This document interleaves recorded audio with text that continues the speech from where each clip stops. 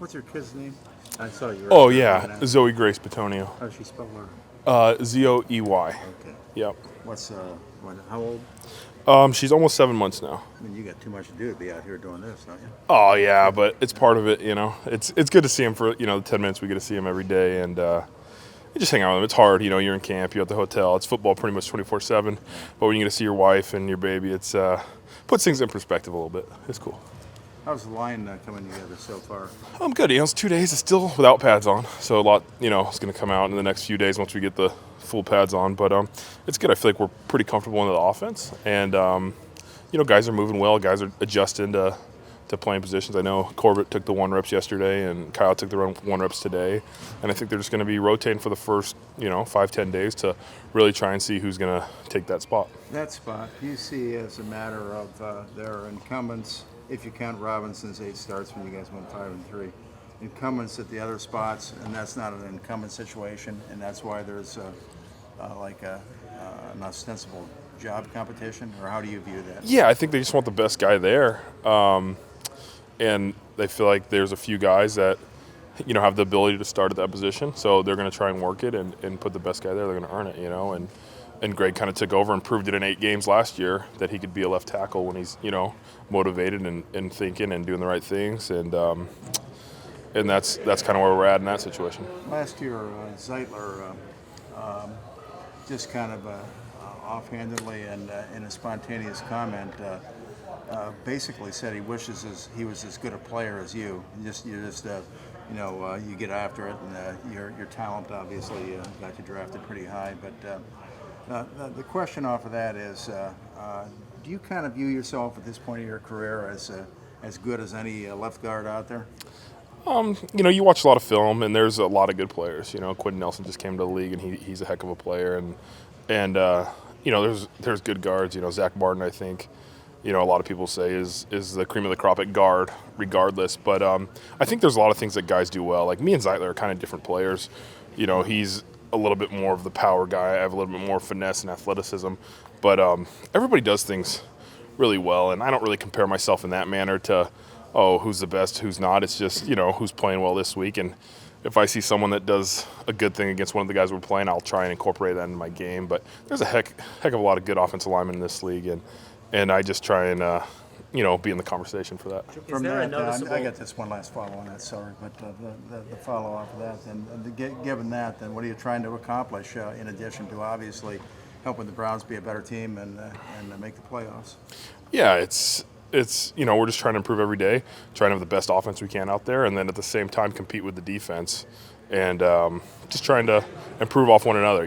If someone gets the better of the other at practice, then that's good. We're going to learn from that. We're going to watch the film and just try and improve so we're the best team. Is there a noticeable difference up front with some of the new additions on the defensive line? I know you guys don't have yeah. No, there's some good players. I mean, Miles is Miles, but then you bring in OV and you bring in Sheldon, and Larry's keep improving. I think he's going to year 3 now. And it's been fun. I know pads are going to even make it better, but it's been fun to battle those guys because, they're also smart players. They're not going to do dumb things out there, so it's good that they're working to make us better, and I think we're going to work to make them better as well. You saw Miles today just fly into the backfield in the blink of an eye. Are you just amazed at just how freakishly quick that guy is? Yeah, he does a heck of a job. I think that's one of his many traits that's impressive is that first step. And when he times the count, it's pretty good. We got to switch it up on him a little bit, to slow him down. But he's tough to stop when he knows what he's doing and knows where he's going. So it's one of those things. But for Big Greg and for Hub, it's going to be good. They're not going to probably go against one of those guys that's that fast at all times. So get used to that, and it's something they can work on and have in their toolbox. You know what a good defensive line looks like. You've been in the league a long time. This defensive line, what kind of context? They haven't played together yet, so it's tough to rank them as a D line when they haven't played any games yet. But if you take their respective careers, Pro Bowler, up and coming guy, it's a lot of talent, and it's gonna be fun. But the thing about D line is you also need guys that are going to improve and develop and rotate in there, because it's hard for those guys to play 90 to 100% of the snaps. You want them more 70 or 80, and when it's 3rd and 8, they're out there ready to hunt. And we got some good pass rushers, I'll tell you that. And and it's going to be fun to see what they do this year. Joel, what are the assorted elements that went into the fact that Mayfield took so few sacks across the last half of last season? Yeah, he did a good job of getting the ball out. We improved as a group. I thought we finally got cohesive for those 8 games and had a solid unit in there. And then the scheme was a little bit better. We were getting the ball out quicker. Receivers were getting open. It was just all incumbent on the offense really improving from week-to-week basis. One of the things he mentioned yesterday when he came out in this room was he had to get the ball out quicker. And I think I looked it up. He took 5 sacks in 3 straight games last year. Was that kind of alarming to you at that stage of the season, or did you know that things were developing?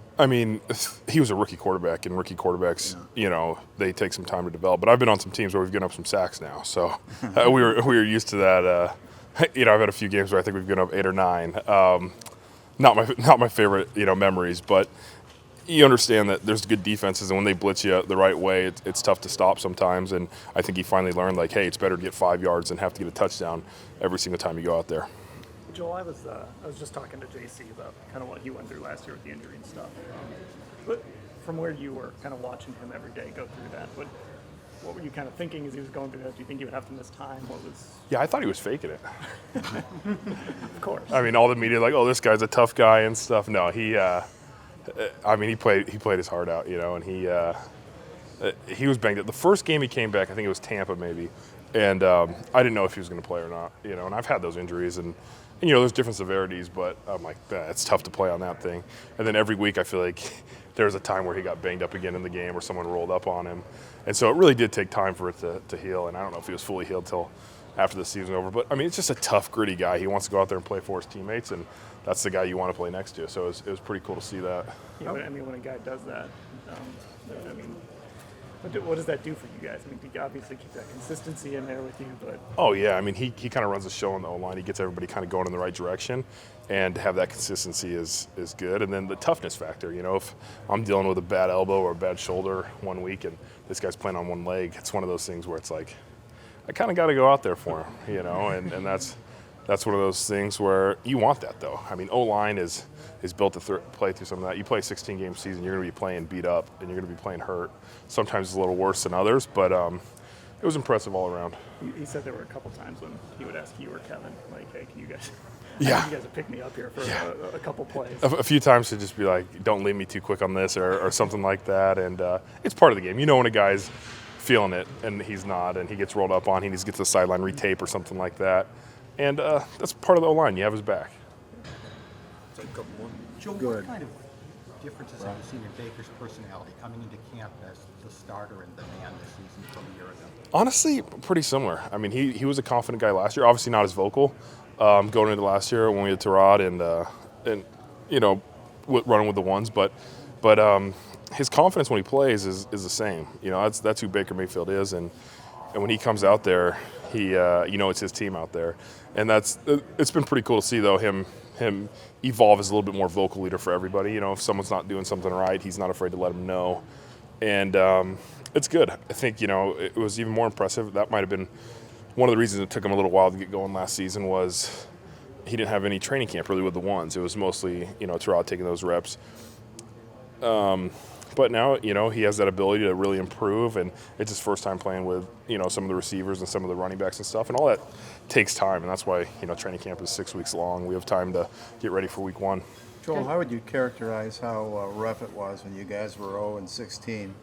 How good and refreshing it was to be 5-3 in the second half last year? Yeah. And what that all says about what might be this year? Yeah, 0-16 was tough. There was a stretch where I didn't win a football game for a long time, and losing sucks. That's part of it, and luckily that's in the past now. We're gonna have any more of those seasons. And then last year was great to win. You forget how fun it is to get on a little winning streak and go out there and be able to compete every week and know, hey, we got a chance to win this game.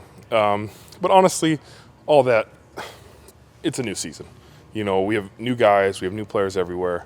We have a new head coach, and we're really looking forward to this season, 2019 Cleveland Browns, and seeing where we can go. I don't know if 5-3 down the stretch really matters. It's a new season. You got to take it one game at a time. Hey, Joel, how has fatherhood changed your life?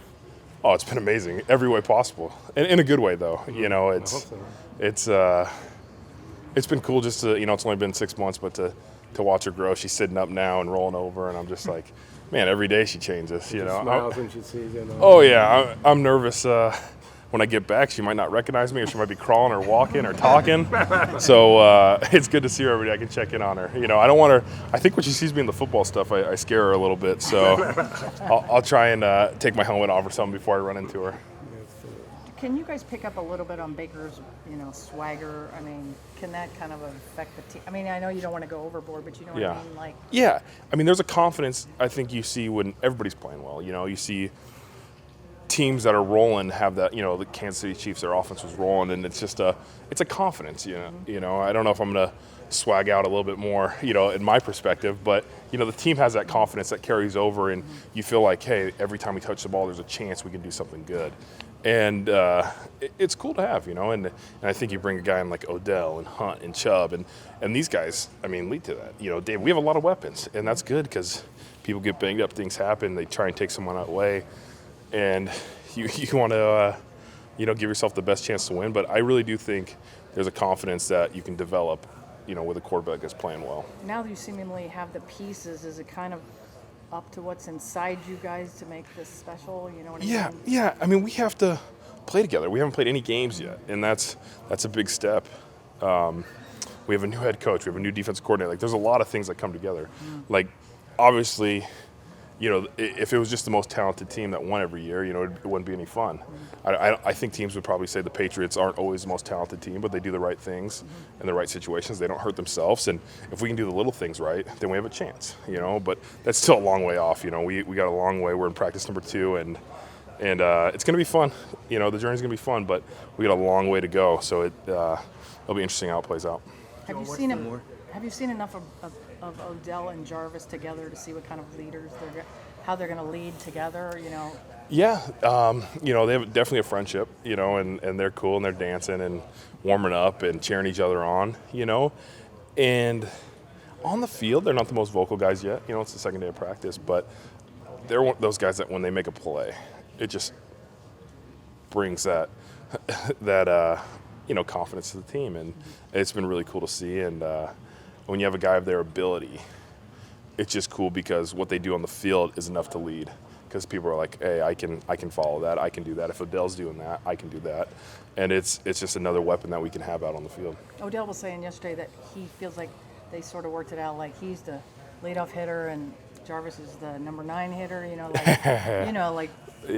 But I mean, they figured out how they can carry this team along, together. If one guy's hurting you, they're going to roll a safety over. They're going to add some coverage, to help that guy out, and the other guy's going to be there for the picking. And we have other weapons, Callaway and Higgins, and running backs and tight ends. So it's going to be interesting to see, and hopefully it spreads the box out for the offensive line so we can have a few more lanes to run the ball in. Because we always like that, then hit them with a play action. But I mean, it's going to be fun to really see them how they spread defenses out.